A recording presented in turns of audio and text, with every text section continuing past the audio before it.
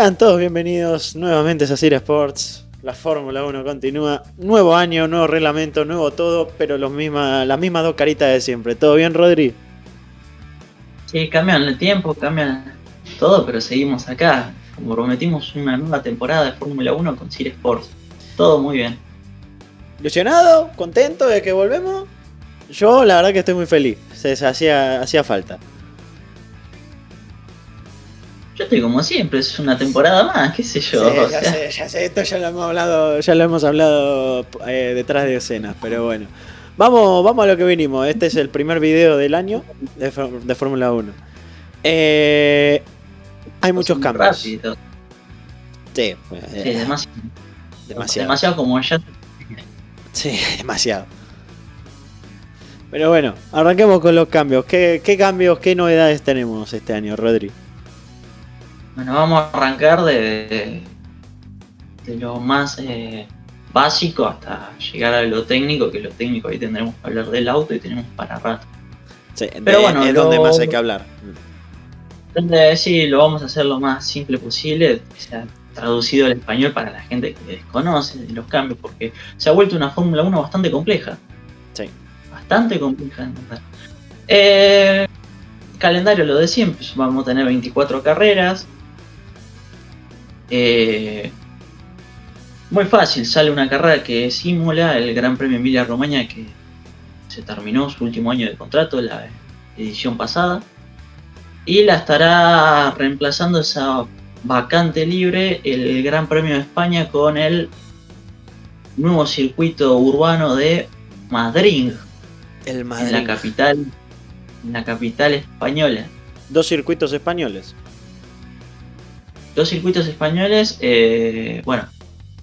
Montmeló va a ser el circuito, va a ser el Gran Premio Barcelona-Cataluña, y el Gran Premio de España será en Madrid.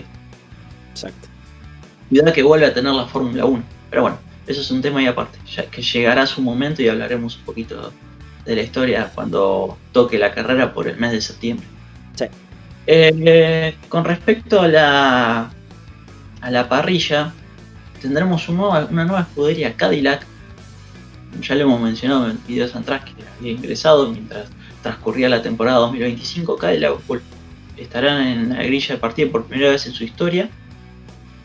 Volveremos a tener 11 equipos, algo que no se veía de 2016, así que ha pasado una década exactamente, y sus pilotos van a ser Sergio Pérez y Valtteri Bottas, dos pilotos que han tenido un año sabático, no tantos para Bottas porque fue reserva, fue piloto de reserva de Mercedes, pero sí para Checo Pérez, que luego de su desvinculación tras el Gran Premio de Abu Dhabi 2024 pasó un año entero con su familia, y luego ya el segundo semestre de la temporada pasada ya ligado a Cadillac con la confirmación y todos los proyectos que se tuvieron que dar al respecto para formalizar una escudería de cero. Y también tenemos otro cambio en un equipo. Sabemos que la histórica escudería Sauber, todos recordarán, surgida a principios de los 90, ya Sauber venía, por ejemplo, las carreras de resistencia, donde tuvo a novatos como Michael Schumacher, Richard Fretz, un equipo bien alemán, ligado a Mercedes en ese momento. En 1993 hizo su debut, y a finales de la temporada pasada se despidió y pasó a ser Audi, un equipo que va a tomar la sede que usaba Sauber en Suiza, en Hewil, y además producirá su propio motor en Alemania. Y va a tener los pilotos que tuvo Sauber la vez pasada, Nico Hülkenberg y Gabriel Bortoleto. La dupla, por así decirlo, perfecta, ¿no? Experiencia con, proyección. Sí, a ver, va a ser una continuidad de un equipo que no cambia tanto, porque si bien la base la tiene para crear el chasis, tomaron la iniciativa de hacer un motor de cero, pero no es como Cadillac, que prácticamente es una estructura nueva. Raíces de nadie. Claro. Bueno, y después algunos cambios en la grilla. Se mantuvo bastante estática. Si recordamos la vez pasada cuántos rookies tuvimos y lo que estuvo esa silly season. Pero en Red Bull tuvimos unos cambios. Max se mantiene como como no podría ser de otra manera, como firme el líder del equipo. Exacto. Y Isaac Hatcher, promesa que brilló la vez pasada en Racing Bulls, fue ascendido al equipo principal. Y en Racing Bulls, bueno, se mantiene Liam Lawson y nos encontramos con un novato que hará el único novato de la temporada. El único. Que hará su estreno, Arvin Livland, que hace 2 añitos estaba en Fórmula 3. Una ascensión efervescente para el joven piloto británico que tiene 18 años. De hecho, este domingo se convertirá en el 4º piloto más joven en debutar. Y eso es lo que tiene que ver con la grilla. Luego se mantiene prácticamente idéntica a la temporada pasada. Franquito sigue en su asiento. Esperemos que así sea. Franquita la tiene tiempo completo, ya una buena pretemporada en el lomo. Sí, lo que le faltaba. ¿Te parece si hablamos ahora de lo que sí hay que escuchar? Y vamos a tratar de hacerlo rápido. Sí, para que nadie se pierda. Sí. Muy atento a esta parte porque es lo pesado, es el grueso del cambio y es a lo que más nos va a romper la cabeza durante el año y tratar de entender y sobrellevar. Pero bueno, yo creo que se va a entender. Y otra cosa que no mencioné, cuando hablamos del campeonato, solo habrán 6 sprints este año, como lo hemos tenido la vez pasada también, o en 2024. Y los fines de semana se mantienen igual, 3 prácticas libres, la clasificación más el Gran Premio para una cita ordinaria. La diferencia es que en la clasificación para la carrera principal, la Q3 tendrá 1 minuto más de duración, en vez de 12 pasamos a 13, y después los cortes clasificatorios son la Q1 con 22 pilotos, pasan los mejores 16, la Q2 del 11º al 16º queda eliminado y queda la última decena de pilotos que pelearán por las primeras 5 filas de la grilla. Sí. Algo que ya se vio en el pasado, de hecho cuando eran 24 coches pasaba algo similar, a Q2 pasaban los mejores 17 y a Q3 los mejores 10.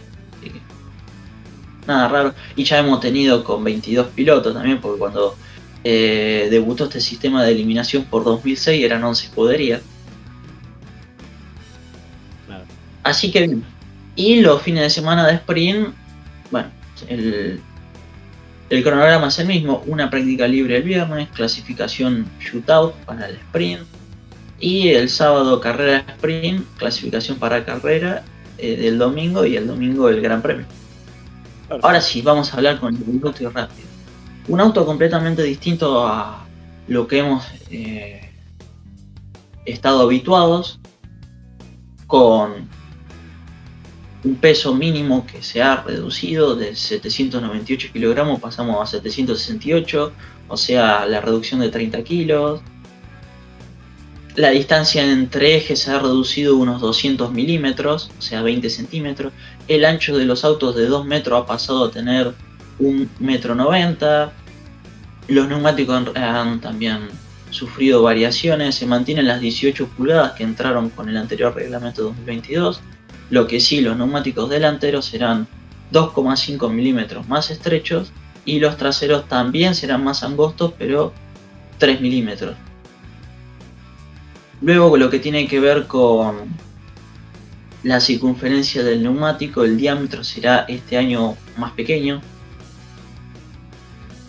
Y eso es lo que tiene que ver con las dimensiones del auto. Ahora pasamos al apartado del motor. La planta motriz ahora será 50% motor a combustión, 50% motor eléctrico.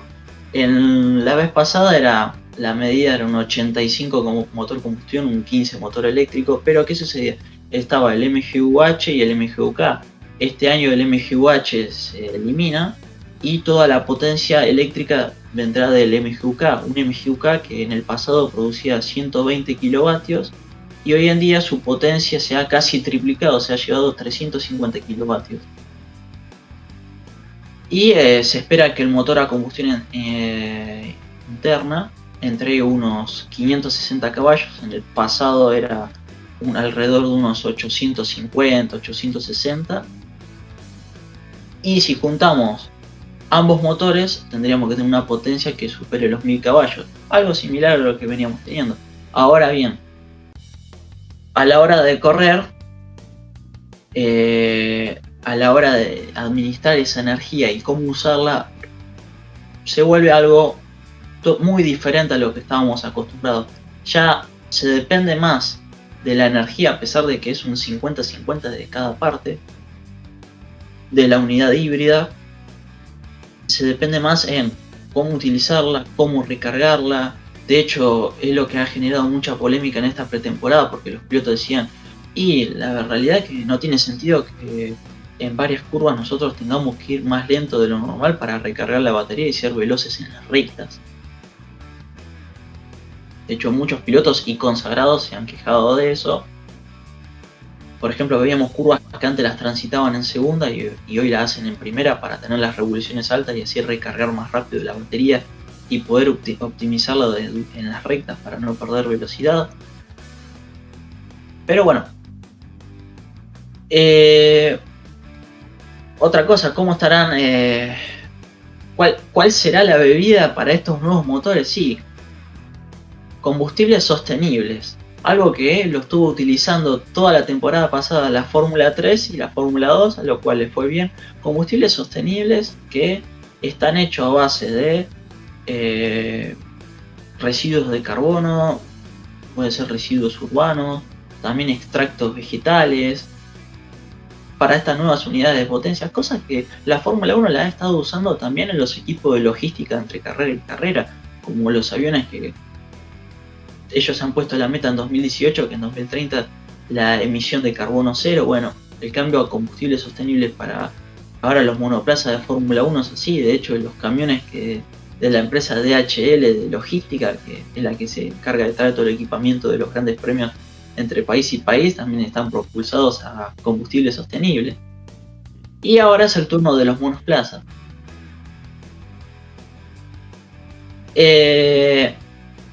Después, a la hora de estar adentro del auto y qué es lo que debe operar el piloto, que ahí sí es una parte bastante minuciosa para ellos, hay 3 cosas que cambian. O mejor dicho, que cambian de nombre, o que están y las conocíamos de otra manera, o que cobran más relevancia. Por ejemplo, vamos a empezar con el modo recarga. Sabemos que los pilotos administraban en el pasado el auto para generar más energía y poder utilizar en el momento que ellos la necesitasen. Modo recarga que se puede recargar la batería a base de las rectas, levantar el pie, modular, el famoso lift and coast también entra en juego. Luego tenemos el modo impulso o boost en inglés, o, a ver, para los que también juegan, por ejemplo, Fórmula 1 por sus consolas, también, el famoso botón adelantar. Claro. Claro. El Lautaro. Principalmente el Lautaro, el que lo ojeamos bastante cuando juega. No quiero malinterpretar porque ahora vamos a ir a ese sentido. Que la Fórmula 1 lo podría haber hecho más fácil, pero no. De hecho estuvo todo el verano y parte del año pasado educando a los fanáticos en un cambio que es hay que cuesta en principio, pero sí, lleva tiempo. Yo creo que con el pasar del calendario se va a entender medianamente bien en general todo.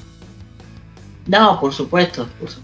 Bueno, el modo impulso es para disponer de energía extra y poder atacar a un piloto o para defenderse.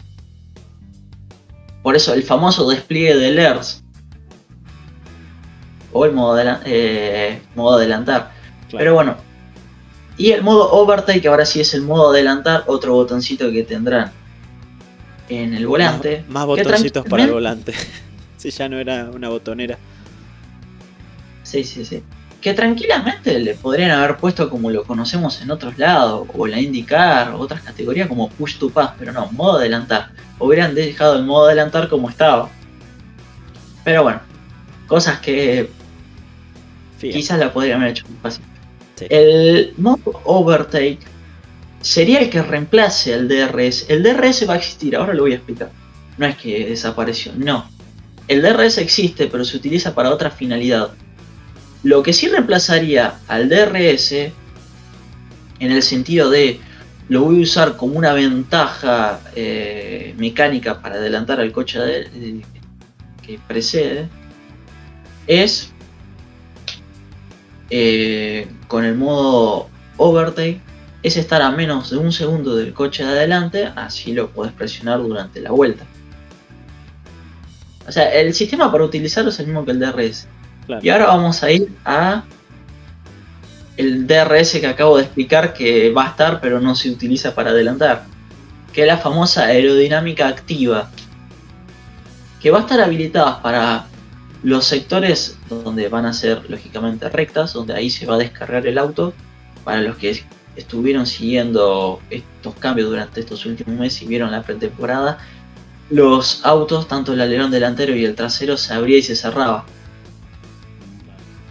Cuando se cerraba, el coche se carga y tiene el grip necesario para doblar con velocidad en las curvas. Cuando se abre, trata de mejorar la eficiencia por lo recto del monoplaza para que no pierda velocidad.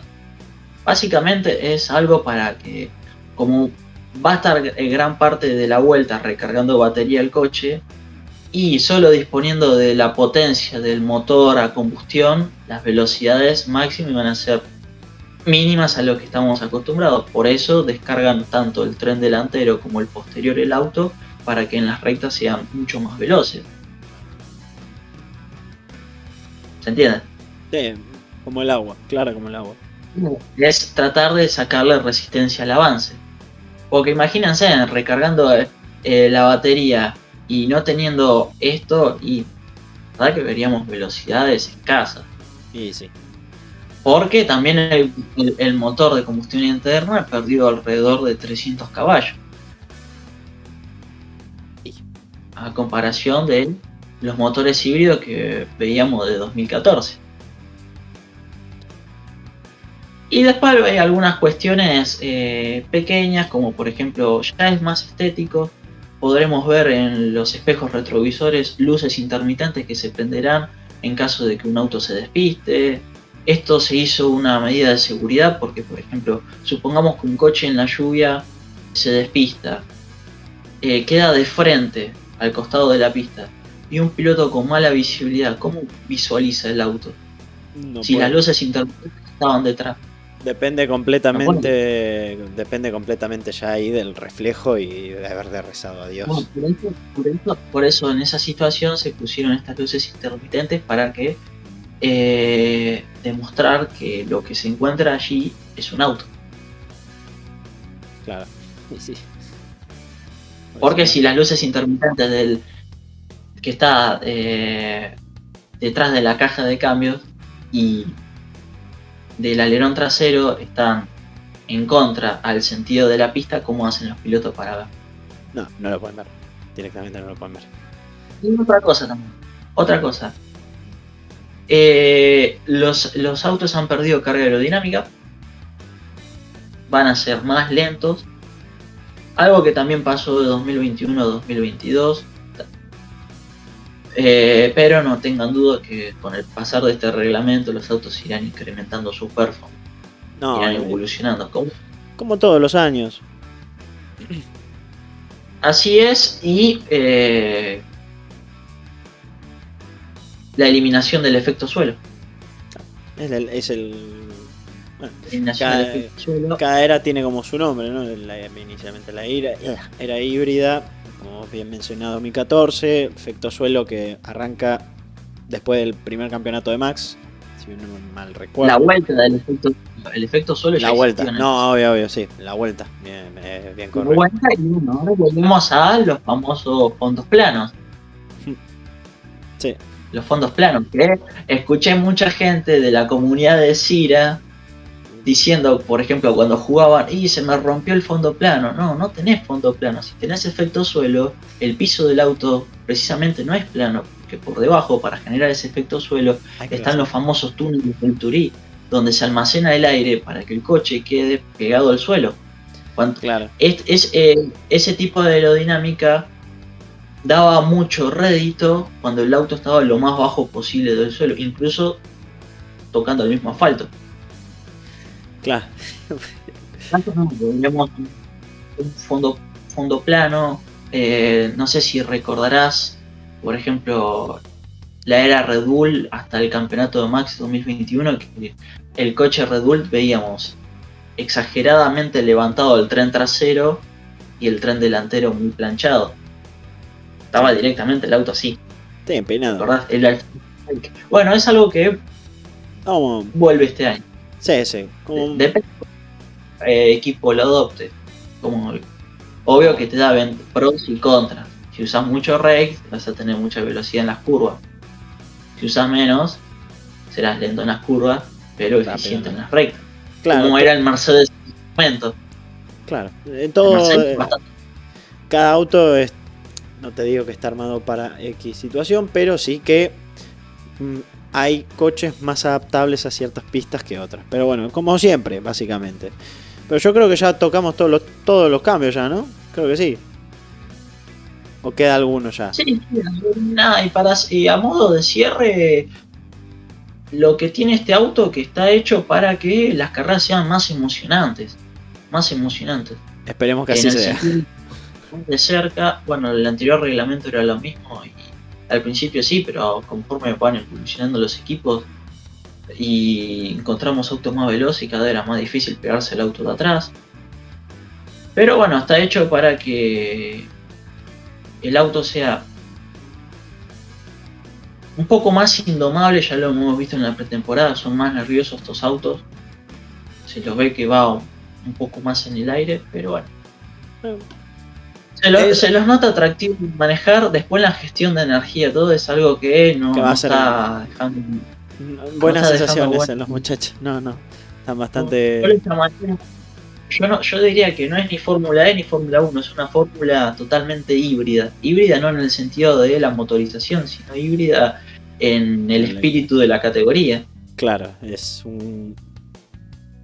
como medio para cuestionar o para analizar el hecho de existe la categoría de Fórmula E que es autos eléctricos, porque sí se sabe por qué van para ese tópico, vos lo explicaste, el tema todo de la voluntad que hay para con el cambio climático, ¿no? Pero sí, ¿hasta qué punto deja ser Fórmula 1? No me refería a la motorización tampoco. Yo me refiero a la Fórmula es una categoría que está hecha para que vos administres la potencia desde que salís de la grilla hasta que termina la carrera. Claro. Cosa que nosotros veíamos con la Fórmula 1, pero en menor escala. Hoy se ha elevado unos cuantos escalones. Y pasaste de es que como vos bien decís, de 85-15 a prácticamente mitad. Es un cambio importantísimo. Sí. Pero bueno. Ya se verá. Eso ya lo veremos con el transcurso del año, cómo se va desarrollando. Pero bueno. Expectativas altas, como las probabilidades de fallas en los autos y retiros por problemas mecánicos, como todo gran cambio de reglamento, pero bueno, sin mucho más que agregar, nos vamos despidiendo. Yo creo que va a ser un buen año. Yo confío que va a ser un buen año en general y para Franco. Lo mismo, para Franco. Después veremos si el reglamento le gusta a los fanáticos. De momento los pilotos no mucho. No, pero bueno, es lo que toca. Es lo que toca. Pero bueno, como siempre, síganos en nuestras redes sociales. En la descripción están todas ellas, así mismo como el canal de difusión. Y nos vamos despidiendo porque esto fue todo de este video de Cir Sports.